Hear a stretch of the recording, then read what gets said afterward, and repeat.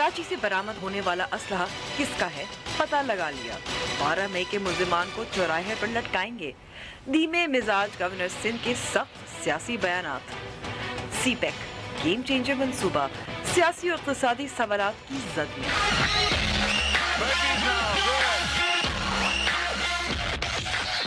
और क्या आप 42 डे फिटनेस चैलेंज के लिए तैयार हैं? अस्सलाम वालेकुम और न्यूज़ वाइज में खुशामदीद। मैं हूं अंबर शमसी। गवर्नर इशरतुल इबाद बमुकाबला मुस्तफ़ा कमाल, तंदो तेज़ बयानात का तबादला। मुस्तफ़ा कमाल का इल्ज़ाम कि गवर्नर साहब ने MQM के बानी के साथ ताल्लुकात बरकरार रखे हैं और उनका नाम ECL पर डाला जाए। तो आज गवर्नर इशरतुल इबाद ने भी हिसाब बराबर कर दिया। पस मंज़र क्या है? 22 अगस्त के बाद PSP MQM पाकिस्तान के रहनुमाओं को अपनी तरफ खींचने की कोशिश कर रही है। दोनों पार्टियां जम करने की बातें भी हो रही हैं। और CPEC पर भी बात करेंगे। इमरान खान ने चीनी सफ़ीर को तसल्ली दी है कि उनका एहतजाज हुकूमत को गैर मुस्तहकम नहीं करेगा।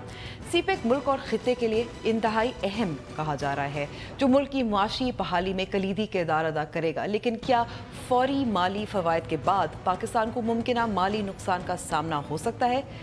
शुरू करते हैं टॉप स्टोरी। पहले तो सुनते हैं कि PSP के सरबराह मुस्तफ़ा कमाल ने क्या कहा और फिर सुनते हैं कि गवर्नर इशरतुल इबाद ने उसका क्या जवाब दिया। दुबई वाली मीटिंग में गवर्नर साहब थे, कौन सी ऐसी चाइना कटिंग के पैसे हैं जो गवर्नर के पास से होकर नहीं गए या गवर्नर के पास नहीं गए? कौन सी ऐसी रॉ की मीटिंग है, रॉ की रिवील होने वाली बातें जो कि गवर्नर को नहीं पता? तो गवर्नर को सब कुछ पता है, गवर्नर को हम सूट नहीं करते। इशरतुल इबाद को फिल फौर गिरफ्तार होना चाहिए और फिल फौर इसका नाम ECL में डाला जाना चाहिए। इसको मुल्क से फरार नहीं होने देना चाहिए। आदमी का क्राइटेरिया यह है कि इसकी गवर्नरशिप कायम रहे और उसके बाद शहर में कुछ भी होता रहे, कोई इसके लिए अच्छा बुरा नेक बद नहीं है। इसकी गवर्नरशिप के साथ सारी चीजें जो वो चलनी चाहिए। मैं गवर्नर हाउस में रहूं, गवर्नर रहूं और अगर आप कहोगे कि मेरे सरपरस्त आला अनीस कायम खानी और मुस्तफा कमाल के सरपरस्त आला जो है वो गवर्नर सिंध है, भाई गवर्नर सिंध को तो जानते हैं, इन एंड आउट जानते हैं, तो उसके लिए मैं कैसे जाकर लोगों को झूठ बोलूं? गवर्नर इशरतुल इबाद ट्रॉमा सेंटर का इफ्तिताह कर रहे थे, लेकिन रहा नहीं गया, उन्होंने भी फिर अपना जवाब दिया। सुनते हैं। 12 मई 2007 में जिस किसी ने किलिंग की, चाहे उसका किसी पॉलिटिकल पार्टी से ताल्लुक हो, उसको हमने फैसला किया है कि उसको हम चौराहे पे लटकाएंगे। बशीर जान साहब जो ANP के थे, उनके ऊपर अगर आपको याद हो मर्डर अटैक हुआ था। उस मर्डर अटैक की काफ़ी इन्वेस्टिगेशन मौजूद है। उस इन्वेस्टिगेशन को हम रीओपन कर रहे हैं।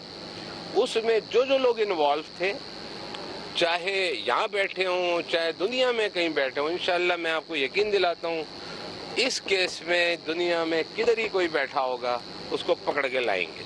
एक साबका सिटी नाज़िम साहब ने बात की, मैं अनफॉर्चुनेटली उनको इंतहाई घटिया, इंतहाई कमज़र्फ, इंतहाई जहनी पस्ती का शिकार बाईपोलर शख्स समझता हूँ। कावाजी मरूम का आर्टिकल है, संडे को छपता था।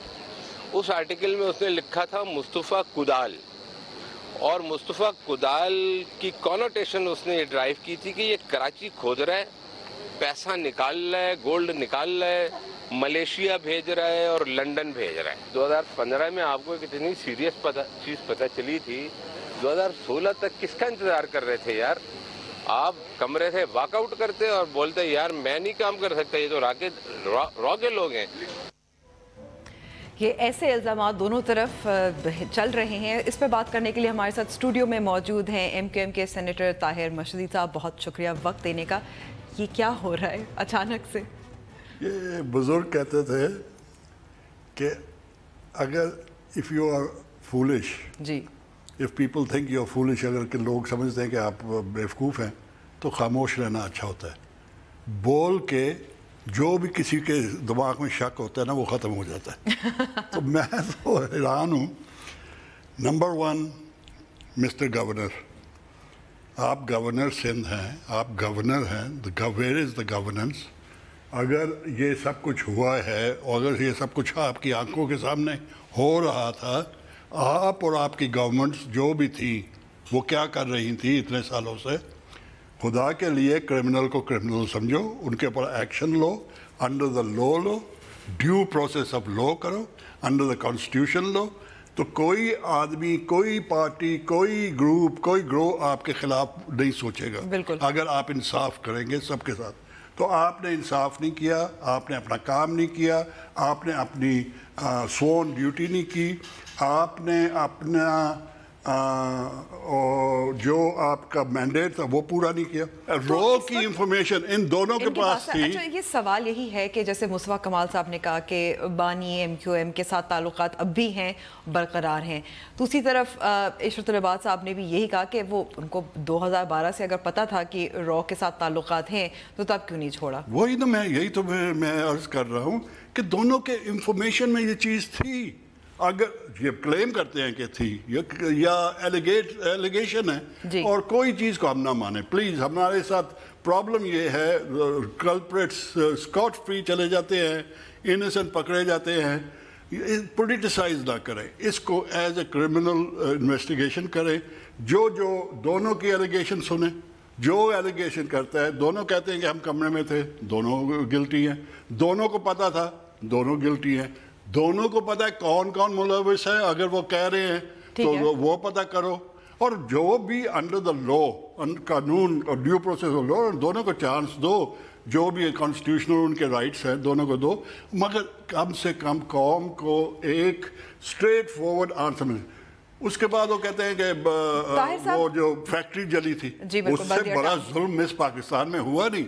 تو یہ کیا کرتے رہے ہیں, کیوں نہیں ابھی تک حکومت پاکستان نے, حکومت سندھ نے, گورنر سندھ نے, چیف منسٹر سندھ نے, لا انفورسنگ ایجنسیز نے کیوں نہیں ابھی تک اس کا فیصلہ کیا. جو اسلحہ کیوں کیا پالیٹکس کھیل رہے ہیں, یہ تو بلدیہ ٹاؤن کا ہو گیا, 12 مئی کی بھی ان کا ذکر کیا, لیکن جو اسلحہ بھی پکڑا تھا, برآمد ہوا تھا وہ 90 سے. آپ نے ایک اور بات کر دی, اسلحہ پکڑا ہے بھائی, یہ ایک پروف ہے, ایک proof of the putting is in the eating. وہ سامنے پڑا ہوا ہے آپ کے پاس اسلحہ.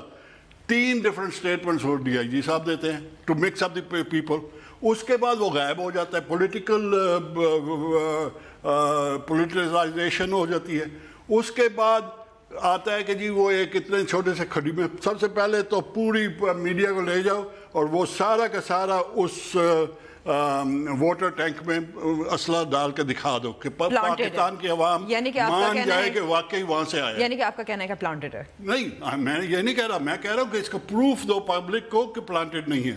میں یہ کہہ رہا ہوں اگر وہ اس میں آ جاتا ہے پاکستان کی پبلک کہے گی صحیح ہے, نمبر 1 وہ ہو گیا. نمبر 2 تو جب ہو گیا ہے, گورنر صاحب کہتے ہیں کہ ہمیں پتہ ہے کس نے خریدا ہے, کس نے. تو کیا کر رہے ہیں گورنر صاحب, کیوں پروٹیکٹ کر رہے ہیں اینٹی پاکستان ایلیمنٹس کو, کیوں پروٹیکٹ کیا جا رہا ہے, کیوں اس کے ساتھ سیاست کھیلی جا رہی ہے. اور دوسری بات یہ ہے کہ گورنر صاحب جو ہیں وہ اسٹیبلشمنٹ کے آدمی ہیں, اور وہ جو ہے وہ بھی کسی نہ کسی گروپ کی, کیونکہ پاکستان میں گھر مل جانے, نہ آپ کو گھر ملا ہے نہ مجھے ملا ہے, یہ پجیروز مل جانی, لینڈ کروزر مل جانی اوور نائٹ. ہماری پارٹی ہے 8 8 سینیٹرز ہیں, 25 ایم این ایز ہیں, 50 ایم پیز. ہم تو سڑک کے اوپر بیٹھے ہوئے ہیں, ہمیں تو کسی نے گھر نہیں دیا, جو کہ اصل پارٹی ہے. ان لوگوں کو کون دے رہا ہے, کیسے دے رہا ہے. Everything should be investigated, everything should be investigated. عوام کو بتاؤ اور یہ کھیلیں ختم کر دو, یہ گیمز ختم کر دو. پاکستان زندہ باد کہنے والوں کو آپ اینٹی ٹیررزم کورٹس میں لے کے جا رہے ہیں, اور جو ادھر سے اینٹی پاکستان کے نعرے لگاتا ہے, جو اس کی پارٹی اس نے نہیں بنائی ہے, اس کو آپ گارڈ کر رہے ہیں اور ان کی جلسہ ہو رہا ہے. تو پاکستان کی عوام getting fed up with these games. ظاہر ہے, اور ان الزامات سے بھی تنگ ہے, اور ظاہر ہے ایک شفاف تحقیقات کا سلسلہ شروع ہونا چاہیے. لیکن اب ہمیں جانا ہے بریک پر, اور ہم طاہر صاحب سے ہی پوچھیں گے کیونکہ انہوں نے سی پیک پہ کافی سخت الفاظ بھی بولے ہیں, اور سینٹ کی قائمہ کمیٹی میں تفصیل پوچھیں گے ان سے بریک کے بعد.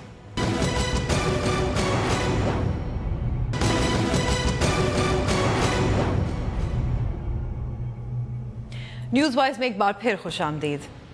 پاک چین اقتصادی راہداری آج کل نہ صرف پاکستان بلکہ دنیا بھر میں اس منصوبے کا چرچا ہے. اس منصوبے کو نہ صرف پاکستان کے لیے بلکہ پورے خطے کے لیے گیم چینجر کہا جا رہا ہے، لیکن چھوٹے صوبوں کے نمائندوں کو اس پر تحفظات ہیں اور شاید حکومت بھی سی پیک کو سیاسی مسائل سے بچاؤ کے لیے ڈھال کا کام کر رہی ہے۔ تفصیل اس رپورٹ میں۔ سی پیک کو خطے میں گیم چینجر کا نام دیا جا رہا ہے، اسی لیے تو شاید ایران اور روس بھی اپنی دلچسپی دکھا رہے ہیں۔ اس منصوبے کی بدولت ہی پاکستانی سیاست کی گیم بھی تھوڑی چینج ہوئی اور عمران خان جو حکومت کے کسی اقدام کو ماننے سے انکار کرتے ہیں، چینی سفیر سے ملاقات میں اس منصوبے کے لیے اپنی بھرپور حمایت کا اعلان کر دیا۔ یہ بات بھی واضح کر دی کہ ان کی تحریک اور مخالفت تو نواز شریف کی کرپشن کے خلاف ہے، حکومت کو ڈی ریل کرنا ہرگز ان کا مقصد نہیں۔ سی پیک کے اوپر کسی کو اعتراضات نہیں ہے، نہ ہی چائنیز گورنمنٹ سے کسی کو اعتراض آتا ہے۔ عمران خان کی مخالفت اللہ کر کے ختم تو ہو گئی، لیکن ابھی بھی دیگر صوبوں کے نمائندے ہیں جو اس منصوبے کو لے کر حکومت کے امتیازی رویے سے ناخوش دکھائی دیتے ہیں۔ حال ہی میں سینٹ کی قائمہ کمیٹی میں MQM کے ممبر طاہر حسین مشہدی نے پاک چین اقتصادی راہداری منصوبے کو ایسٹ انڈیا کمپنی سے تشبیہ دیتے ہوئے کہا کہ اگر حکومت نے پاکستان کے مفادات کو سر فہرست نہ رکھا تو ڈر ہے کہ سی پیک کہیں ایسٹ انڈیا کمپنی نہ بن جائے۔ اس منصوبے پر نہ صرف سیاستدانوں کو تحفظات ہیں بلکہ سرمایہ کاری اور ملک پر قرض کی مد میں دی جانے والی امداد پر معاشی تجزیہ نگاروں اور اکانومسٹ نے بھی سوالات اٹھائے ہیں۔ کیا حکومت معاشی بحالی کی ڈگڈگی لیے سی پیک کی حقیقت کو نہیں چھپا رہی؟ ایسٹ انڈیا کمپنی، طاہر صاحب، یہ تو کافی زیادہ آپ نے جو ایک بڑا سخت قسم کا جو کمپیریزن کیا ہے، وجہ کیا ہے؟ دیکھیے، نمبر 1 ایک چیز کو کلیئر رکھنا چاہیے، پاک چائنا دوستی، پاکستان اور چائنا کی دوستی جو ہے بھائیوں سے بھی زیادہ ہے، بھائیوں سے بھی قریب ہے اور بہت پاکستان کے مفاد میں ہے، اور پاکستان کی عوام اپنی چائنیز بھائیوں کو بہت پیار کرتے ہیں اور ان کے ساتھ کوئی قسم کی مس انڈرسٹینڈنگ کا سوال ہی نہیں پیدا ہوتا۔ اگر یہ کلیئر کر لیں، ایلیفنٹ آف دا ٹیبل آپ کر لیں، تو پھر آپ جا کے آگے بات کر سکتے ہیں، کیونکہ یہ بڑا سینسیٹیو معاملہ ہے۔ بالکل ہے۔ دوسرا معاملہ یہ ہے کہ آپ نے ایک سی پیک جب سے آئی ہے، گورنمنٹ خود کنٹروورسل سٹیٹمنٹس دیتی ہے اور ویگ سٹیٹمنٹس دیتی ہے۔ ابھی تک ہمیں ہماری قائمہ کمیٹیز کو یا پاکستان کی قوم کو سوائے ایک MOU کے کوئی ریٹن اگریمنٹ نظر نہیں آئی۔ یہ بینیفیشل ہے، نو ڈاؤٹ، بہت بینیفیشل ہے، مگر چائنا ایک ایکسپینڈنگ اکانومی ہے، چائنا ایک فائنینشل سپر پاور ہے۔ انڈیا کو 100 بلین دے رہا ہے، بنگلہ دیش کو 23.8 بلین دے رہا ہے، یونائٹڈ کنگڈم کو 250 بلین دے رہا ہے، پاکستان کو 46 بلین دے رہا ہے۔ تو اس میں ون ون سچویشن ہے پاکستان کے لیے، پاکستان کو بینیفٹ ہے اور پاکستان کبھی بھی یہ نہیں سوچے گا کوئی پاکستانی کہ یہ ہمیں ہارم کر سکتا ہے۔ اب جو ہماری قائمہ کمیٹی کے ممبروں کی یا جو ہمارے پاس ٹائم نہیں ہے، مین چیز یہ ہے کہ ہم چاہتے ہیں، اور میں نے بھی یہی پوائنٹ آؤٹ کیا تھا کہ ہم چاہتے ہیں کہ اس کی maximum benefit trickle down effect Pakistan کی عوام کو پہنچے۔ ٹھیک ہے، یہ نہ ہو کہ 8 لین سڑکیں بنی ہوئی ہوں، اور کیونکہ یہ پاس کر رہا ہے کہاں سے؟ Balochistan, northern area, Khyber Pakhtunkhwa and Punjab. یہ نہ ہو کہ وہ 8 لینز کے اوپر مرسڈیز اور رولز روئسز میں چائنیز، ازبیکس، تاجکس، ایرانین گھسے ہوں اور اپنا جو وہ بیچارہ بلوچ ہے وہ سائڈ پہ کھڑا ہو 2 بکریاں لے کے، تو کوئی بینیفٹ اس کو نہ ملے۔ نمبر 2، اس کا جو ڈسٹریبیوشن ہے، فائنینشیل ایسپیکٹس تو ہیں، فائنینشیل ایکول ڈسٹریبیوشن اس کی ہونی چاہیے، اور شک کہاں پہ پڑ رہا ہے کہ جو ارلی ہارویسٹ والی ہیں اس میں بلوچستان کی جو پروجیکٹس ہیں اس کو کوئی پیسہ نہیں دیا گیا ابھی تک، تو یہ ایک سسپیشن ڈال دیتی ہے، شک میں ڈالتی ہے۔ لیکن ابھی اس وقت ہمارے ساتھ لائن پہ موجود ہے اکنامک اینالسٹ خرم حسین، بہت وقت دینے کا۔ ایسٹ انڈیا کمپنی کہا گیا، طاہر صاحب ہمارے ساتھ موجود بھی ہیں، کیونکہ ایسا لگ رہا ہے کہ جو اکنامک بینیفٹ، جو انویسٹمنٹ ہے وہ پاکستان کو کم ملے گی اور باہر چین کے پاس زیادہ جائے گی۔ اتفاق کرتے ہیں یا نہیں خرم؟ نہیں، امبر زیادہ تر تو نہیں کرتا اتفاق۔ اس کی مین وجہ یہ ہے کہ ایسٹ انڈیا کمپنی کی جو ہسٹری تھی ہمارے ملک میں وہ وائلنٹ ہسٹری تھی، ایک اس نے فورس کانکر کیا تھا اس ملک کو۔ چائنیز انویسٹمنٹس جو آ رہی ہیں ان میں فورس کا کوئی ایلیمنٹ نہیں انوالوڈ، البتہ اس میں ہڈن اگریمنٹس اور ہڈن کلوزز بہت زیادہ ہیں جن کے بارے میں ہمیں اب جا کے جیسے جیسے یہ پروجیکٹس امپلیمنٹ ہوتے جا رہے ہیں تو وہ پھر اب سامنے آنے شروع ہو رہے ہیں ہمارے۔ مثال کے طور پر کس قسم کی ہڈن کاسٹس ہیں؟ مثال کے طور پہ اس طرح کی کہ تمام ان کے جو پاور پروجیکٹس ہیں وہ گدانی سے لے کے کلر کہار رینج کے پروجیکٹ تک تو وہ چھوڑ کے چلے گئے ہیں کیونکہ ان کو وہ فائنینسنگ اور وہ ٹیرف نہیں مل رہا تھا جو وہ مانگ رہے تھے. اب مٹیاری سے لاہور جو ٹرانسمیشن لائن ہے وہ بھی کافی ڈینجر میں آ گئی ہے کیونکہ وہ بھی زیادہ ہائی ٹیرف مانگ رہے ہیں جو ان کو ہم لوگ دینے کے لیے بھی تیار نہیں ہے. اور اگر ہم لوگ دے دیں تو جو ہمیں اس کا فائدہ ہوگا in terms of cheaper electricity وہ فائدہ جو ہے وہ ہمیں نہیں ملے گا. وہ اس کے جو پروجیکٹ اسپانسرز ہیں جو وہاں کی سیمی پرائیویٹ کمپنیز ہے چائنا کی, فائدہ ان کو ملے گا اس کا. تو یعنی کہ بہت مہنگی بجلی بنے گی ہے کمپیئر ٹو جو ہم نے سوچ کے رکھا ہوا تھا. ابھی میرے سامنے سولر پروجیکٹ جو ہے قائد اعظم سولر پارک کے, ٹھیک ہے, جو کافی جس کو چرچے سے اور دھوم سے اس کی انوگریشن وغیرہ بھی ہوئی تھی.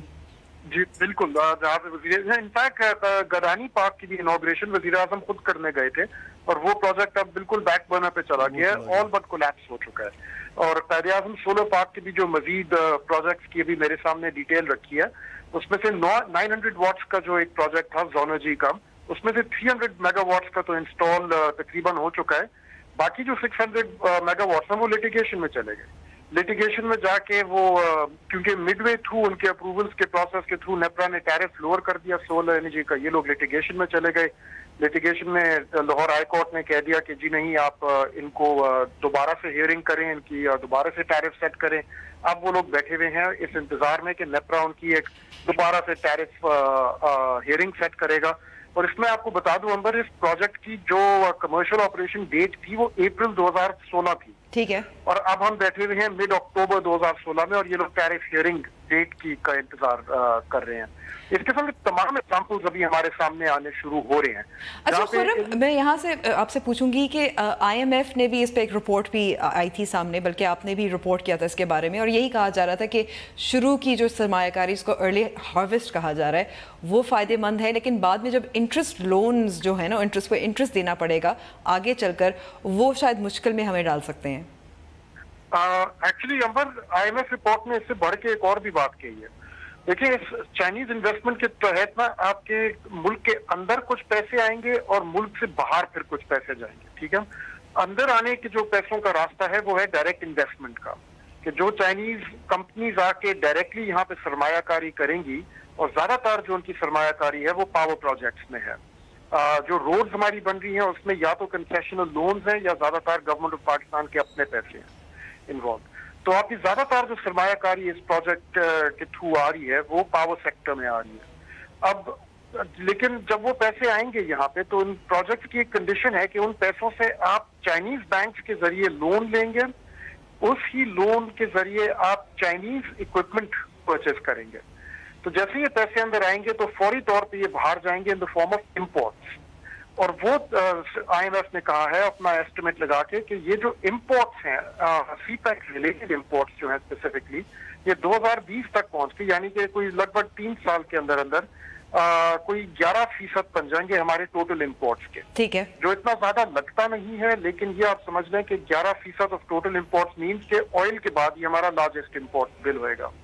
اس کے علاوہ آپ کی پروفٹ ریپیٹریشن ہوئے گی. جو منافع کی بات ہو رہی ہے خرم, ہمیں وقت ابھی بریک پہ جانا ہے, ہم بات جاری رکھیں سے بھی اور طاہر صاحب سے, لیکن بریک کے بعد.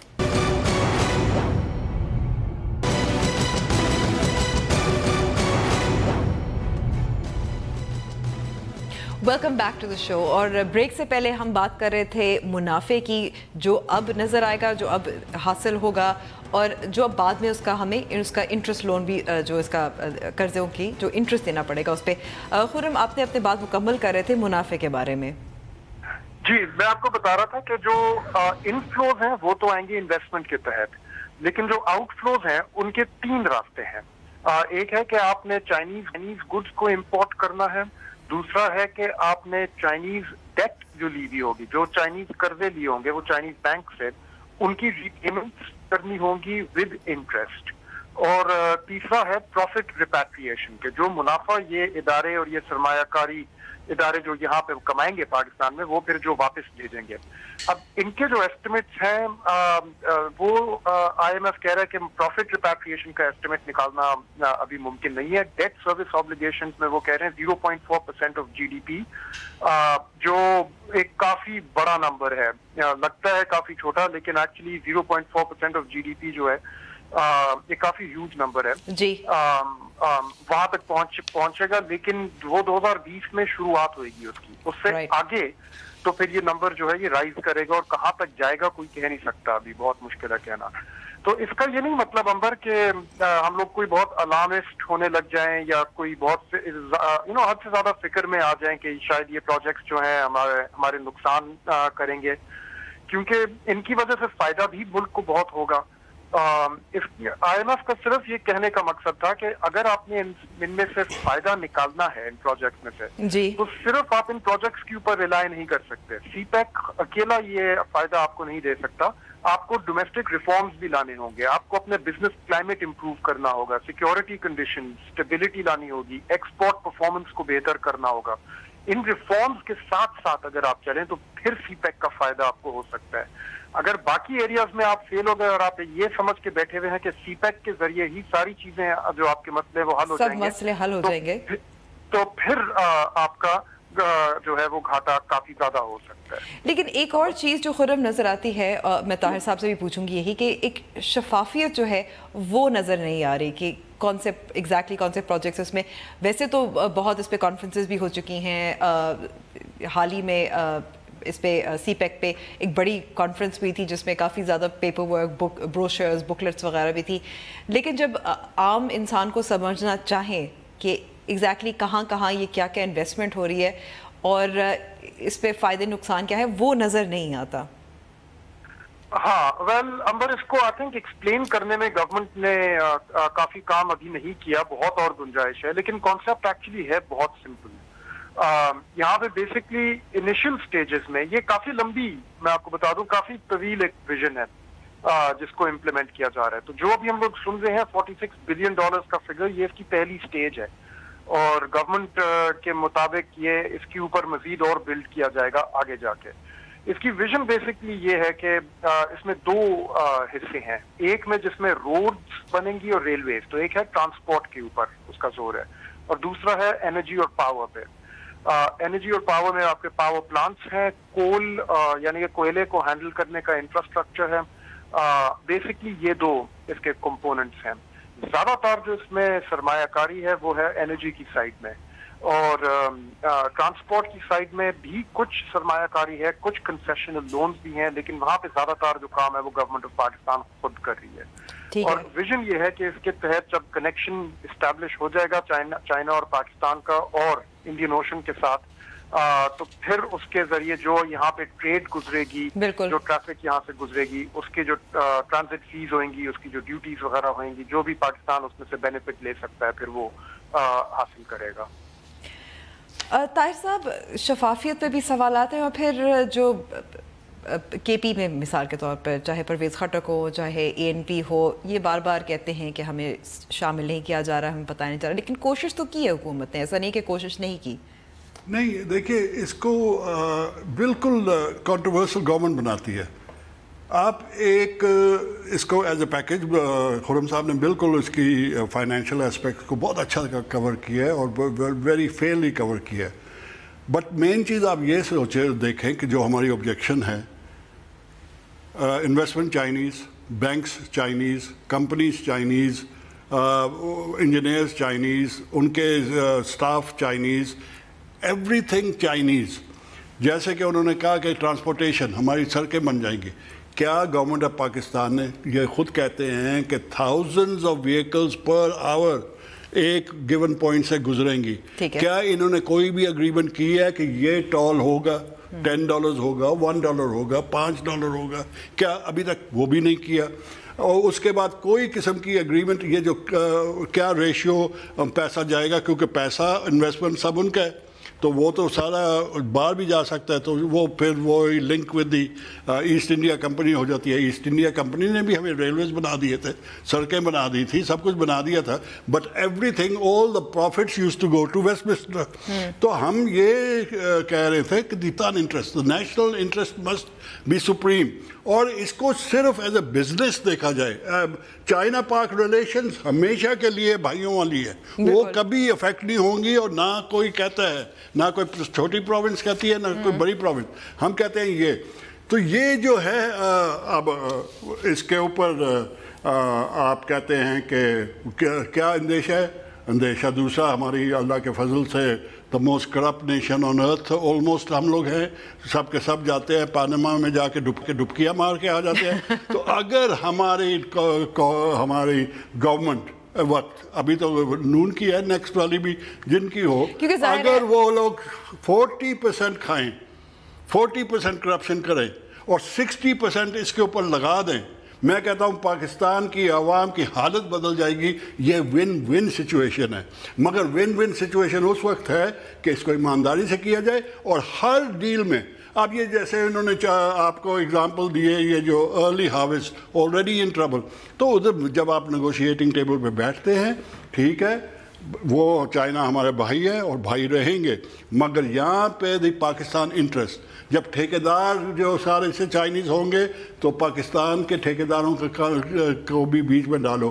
جب لیبر سب چائنا, اور سب سے جو ایک اور چیز, جب بھی ایسا پیکج آتا ہے تو آپ نے جو سوچنا ہے سوشل, پولیٹیکل, کلچرل, یہ پاس کر رہا ہے بلوچستان سے, خیبر پختونخوا سے, نوردرن ایریا سے, یہ بڑے ریلیجس لوگ ہیں, بڑے جس کو ہم لوگ بیکورڈ کہتے ہیں, یہ بیکورڈ علاقے ہیں. ادھر جب یہ انفلوکس آف ایلین کلچرز ہوں گے, تاجک ڈرائیورز آئیں گے, یوزبیک ڈرائیورز آئیں گے, ایرانینز آئیں گے اور چائنیز آئیں گے, تو ان کی جو لائف سٹائل ہے, ان کی جو سویلائزیشن ہے, کوئی ڈفرینٹ ہے. تو ہم نے ابھی سے تیاری کرنی ہے to we must take that impact. ہماری جو عوام ہے اس کا انٹرسٹ, اس کا کلچر, اس کی ٹریڈیشنز, اس کا بھی خیال آج سے ہم کریں گے تو پھر we will be ready for the great influx. Thousands of vehicles, thousands of drivers, thousands of people, پورا Gwadar will be complete demographic change in Gwadar آئے گی. لیکن خرم, یہاں آخری میں آپ سے سوال پوچھوں گی, جو سیاسی اعتراضات ہوتے ہیں روٹ پر ہوتے ہیں, so is that an ill informed objection? امبر if you don't mind actually ایک سوال میں پوچھ لوں, is it all right? جی جی بالکل بالکل پوچھے. میں طاہر صاحب سے ایک سوال پوچھنا چاہوں گا. طاہر صاحب آپ لیں گے ایک سوال مجھ سے؟ بالکل, 1000 سوال, میں اگر کوشش کروں گا آپ کے جواب دینے کا. although you're an expert in this, میں ایکسپرٹ نہیں ہوں. نہیں, میں کوئی ایکسپرٹ نہیں ہوں سر, لیکن میں نے آپ سے ایک سوال یہ پوچھنا تھا. میں کافی کیئرفلی فالو کر رہا ہوں سی پیک میں جو بھی ڈیولپمنٹس ہو رہی ہیں پاکستان میں, اور ہمارے جو پولیٹیشینز ہیں آپ کے جیسے, جو میرے خیال میں بہترین سوال اٹھا رہے ہیں اس کے حوالے سے, لیکن فائنینشیل ایسپیکٹس کے اوپر کم سوال اٹھ رہے ہیں فی الحال. مجھے لگ رہا ہے کہ زیادہ تر جو ابھی سوالات اٹھ رہے ہیں وہ روٹ اور روڈز جہاں جہاں جائیں گی اس کے اراؤنڈ اٹھ رہے ہیں. تو میں آپ سے ایک تو ریکویسٹ یہ کرنا چاہوں گا کہ فائنینشیل ایسپیکٹس کو بھی دیکھنا چاہیے آپ لوگوں کو, اور یہ بھی بتا دیں کہ اس کے اراؤنڈ پارلیمنٹ میں اتنی خاص کوشچننگ کیوں نہیں نظر آ رہی ہے. بالکل, آپ نے بہت اچھا سوال کیا ہے. فائنینشیل ہم نے کوشش کی, جیسے کہ شروع کے پروگرام میں بھی میں نے کہا تھا کہ the government is not being forthright, ہمارے کو وہ جواب نہیں دیتے. ہم نے کہا کہ کوئی اگریمنٹ ہمیں دکھاؤ, انہوں نے کہا کوئی اگریمنٹ ہے ہی نہیں. We are working on a MOU, اور MOU کے اوپر 46 بلین کے پروجیکٹس, اب میری سمجھ سے باہر ہے, بٹ دس از ان کی جواب. اور دوسری بات یہ ہے کہ میں ایڈمٹ کروں گا, we are not that expert on financial matters, جیسے کہ ہمارے جیسے آپ ہیں یا دوسرے ہمارے فائنینشیل وزٹس ہیں, ان کا کام ہے کہ وہ آئیں, اور ہمارا کام ہے کہ ہم آپ لوگوں کو جو کہ ایکسپرٹس ہیں ان کو اپنی کمیٹیز میں بلائیں, اور آپ لوگوں کو پارٹ اینڈ پارسل آف اپنی کمیٹی کی پروسیڈنگس کا بنا کے we must get to the bottom this. ہمارا کبھی بھی یہ نہیں ہے کہ جی کوئی قسم کا نقصان اس سی پیک کو ہو. ہمارا کوئی نہیں ہے کہ اینی ٹائپ آف آبجیکشن نہیں ہے اس کو. یہ ون ون ہے, یہ پاکستان کے لیے بینیفٹ ہے. ہمارا یہ ہے کہ it should be beneficial for Pakistan, Bottom line should be, and bottom line is that the financial benefit must come to the people of Pakistan, and the trickle-down effect must go to all the provinces justly, not to one province, not to तमाम सूबों को सबको फायदा होना चाहिए। बहुत बहुत शुक्रिया बात करने का ताहिर साहब और खुर्रम हुसैन। लेकिन अब हमें पे जाना और ब्रेक के बाद 42 डे चैलेंज पर बात करेंगे, क्या है ये।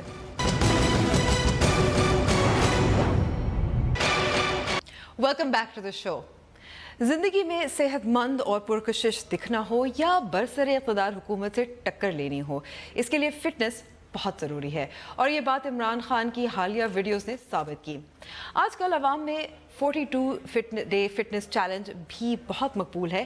ये क्या है, देखिए इस रिपोर्ट में।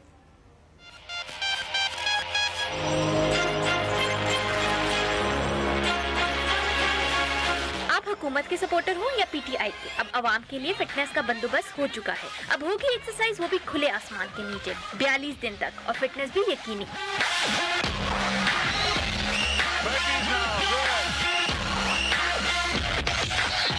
42 डेज फिटनेस चैलेंज अवाम में तेजी से मकबूल होता हुआ ट्रेंड है, जहां लोग ग्रुप की शक्ल में फिटनेस ट्रेनिंग करते हैं, लेकिन जिम के बजाय खुले आसमान के नीचे बड़े मैदान। इस कैंप के मुंतज़मीन का दावा है कि इस कैंप के शुरका में से जो भी 42 दिन के बाद सबसे ज्यादा वजन घटाएगा उसे टर्की का रिटर्न टिकट इनाम में दिया जाएगा। और अब ये फिटनेस चैलेंज जल्द ही इस्लामाबाद में होने जा रहा है, तो इस्लामाबाद वालों तैयार हो जाओ। आइंदा आने वाले दिनों में मुल्क में तब्दीली आए ना आए, लेकिन अगर आप इस कैंप के जरिए अपने अंदर बड़ी तब्दीली ले आए तो टर्की का रिटर्न ट्रिप पक्का। 42 दिन में कितने फिट हो सकते हैं और क्या ये लॉन्ग लास्टिंग है, इसके लिए हमारे साथ ट्रेनर सैयद मंसूर मौजूद हैं। बहुत बहुत शुक्रिया वक्त देने का। 42 दिन ये एक फैड है, क्योंकि हमने देखा है कभी डांस एरोबिक्स, कभी कुछ बेली डांसिंग, इस तरह के योगा, ये चीज़ें आती रहती हैं। जी अस्सलाम वालेकुम, थैंक यू फॉर आस्किंग। इसमें जो बेसिक प्रोस्पेक्ट है ट्रेनिंग के हवाले से, वो मैं आपको बताना चाहूँगा कि they are to type of trainings are going on, जिनमें मतलब कि कुछ ऐसी होती हैं जो कि ऑलरेडी रिमाइंडेड एक्सरसाइजेज होती हैं जो कराई जा रही होती हैं, जिनमें हाई इंटेंसिव इंटरवल ट्रेनिंग करवाते हैं, जिसमें इंजरी के चांसेस भी होते हैं। सेकंड प्रोग्राम जो हम लोग भी कर रहे हैं, which is 4XT, it's a research based programme, जो कि हमने 20 डेज मतलब कि 20 to 40 बंदों को लेके उसके ऊपर रिसर्च की, उनका वेट ड्रॉप करने की कोशिश की, जिसमें एस्थेटिक ट्रेनिंग प्लस हमारी फंक्शनल ट्रेनिंग और साथ में हमने जुम्बा एरोबिक्स को एडिशन दे करवाने की कोशिश की है करने का। मंसूर, प्रोग्राम का वक्त ख़त्म हुआ है। अगर आप हमसे रब्ता करना चाहें तो फेसबुक पेज भी हाजिर है और ट्विटर हैंडल भी है हमारा। आप देखते रहिए डॉन न्यूज़। मज़ीद तज़्ज़ियों और ख़बरों के लिए मेरी तरफ से इजाज़त, खुदा हाफ़िज़।